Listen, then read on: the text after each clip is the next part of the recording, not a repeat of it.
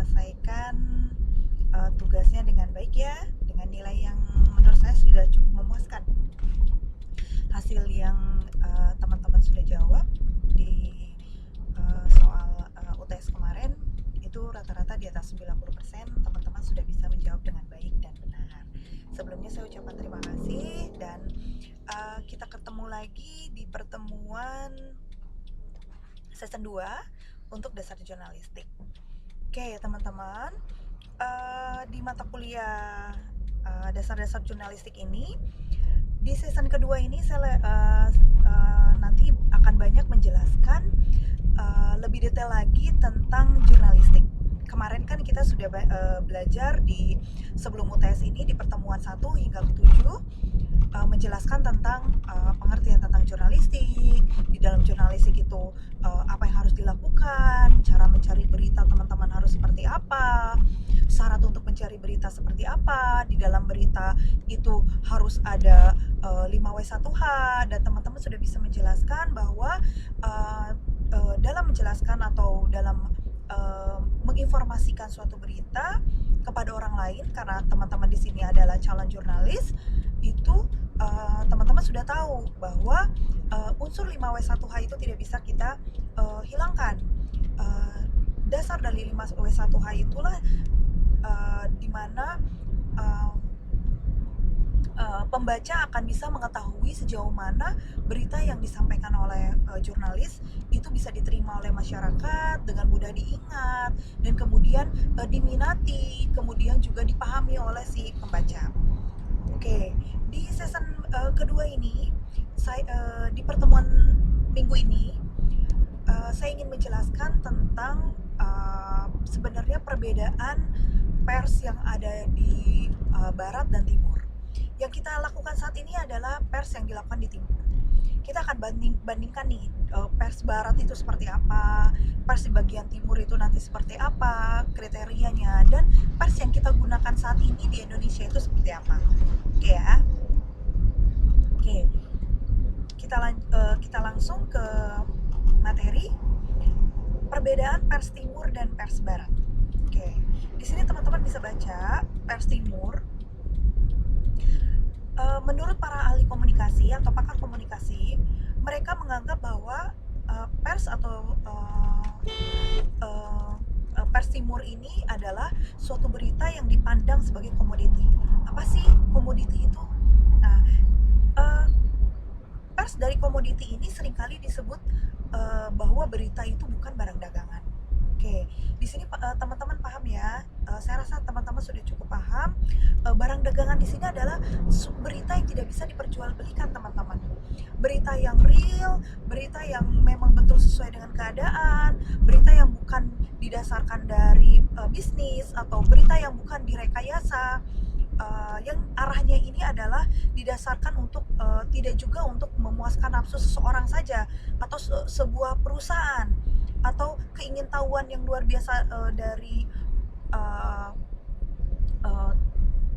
di luar dari keingintahuan dari negara-negara, misalnya negara-negara yang di sini sosialis, memelihara negara sosialis, kemudian juga bukan didasarkan atas kepentingan seseorang atau perusahaan atau organisasi. Oke ya, pers timur di sini lebih menekankan kepada bahwa suatu berita itu adalah harus real, harus nyata, harus jelas. Berita yang disampaikan itu tidak bisa direka-reka atau dibuat sesuai dengan persepsi apa yang diinginkan oleh seorang jurnalis. Itu yang dilakukan oleh pers timur. Nah, sekarang kalau di sini di dalam pers timur juga berita tidak boleh memperhatikan, teman-teman di sini bisa baca ya, berita harus tidak boleh hanya memperhatikan pelaporan fakta atau peristiwa ini dan itu saja. Ia harus mengejar suatu tujuan yang pasti. Berita harus bersifat didaktif dan pendidik. Itu yang sebenarnya sudah dilakukan oleh pers yang ada di Indonesia ya teman-teman ya. Sebagian besar pers yang kita gunakan itu adalah pers timur.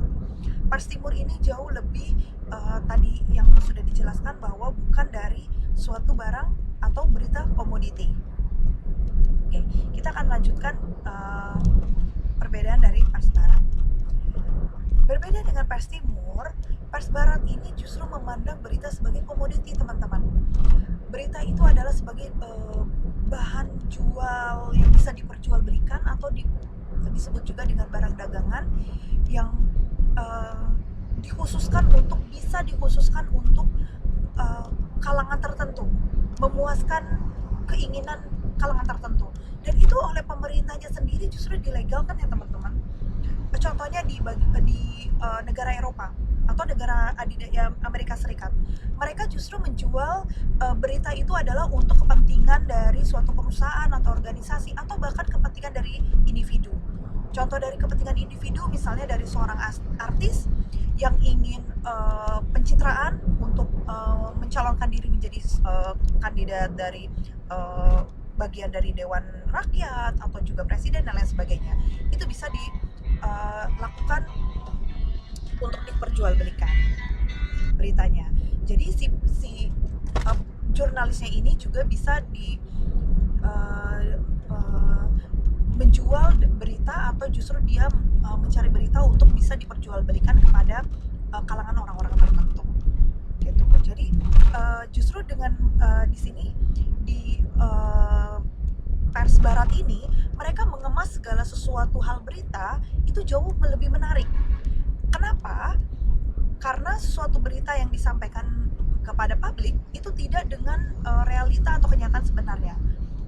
Dikemas menarik agar karena niatnya tadi untuk diperjualbelikan, jadi berita yang disampaikan juga terkadang bisa melebih-lebihkan sesuai dengan dari keadaan sebenarnya, dan juga bahkan persepsi yang diberikan dari jurnalis itu sendiri justru dia mengedepankan persepsi tapi bukan fakta. Kayak itu ya yang perbedaan pers yang dilakukan di negara barat dan di negara timur. Teman-teman sekarang sudah sedikit paham bahwa perbedaan pers di kita dengan negara-negara di barat itu jauh berbeda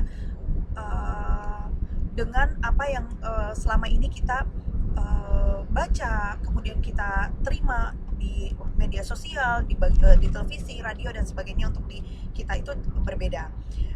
Di sini saya ingin menjelaskan apa sih sebenarnya maksud dari news arithmetic ini berkaitan dengan pers barat dan timur yang tadi sudah saya jelaskan. Saya ingin memberikan informasi kepada teman-teman bahwa news arithmetic ini adalah suatu rumus orang jurnalis. Jadi rumus itu tidak hanya dimiliki oleh orang-orang anak teknik ya teman-teman ya. Kita sebagai anak-anak sosial juga kita punya rumus dalam mencari berita. Kita punya rumus news arithmetic. News arithmetic ini dibuat oleh seorang pakar komunikasi yang dimana memudahkan seorang jurnalis, baik itu jurnalis pers timur maupun barat, untuk mendapatkan berita-berita yang menjual atau menarik bagi si pembaca. Oke, di sini teman-teman ada beberapa rumus yang ingin saya jelaskan. Nomor 1, di news arithmetic ini, di sini rumus yang diinformasikan kepada seorang jurnalis kepada pembaca, sebagai salah satu contohnya adalah satu ordinary man. Ordinary man ini adalah seorang laki-laki biasa, kemudian dia memiliki kehidupan yang biasa saja, menghasilkan bukan berita. Seperti yang teman-teman bisa lihat di layar monitor ya. Kenapa sih seorang laki-laki biasa ditambah dia punya kehidupan yang biasa terus nggak bisa dijadiin berita? Tentu saja ya teman-teman, itu nggak bisa dijadikan berita karena nilai jual, kemudian nilai untuk menarik perhatian orang itu nggak ada gitu. Jadi seorang misalnya Bapak Joko bekerja di bank, kemudian dia memiliki kehidupan yang biasa aja, yang kehidupannya dia misalnya belum menikah, bujang, atau dia sudah menikah dan lain sebagainya, itu nggak menarik. Nah, itu yang tidak bisa dijadikan sebuah berita. Kemudian yang contoh kedua, one ordinary man plus extraordinary adventure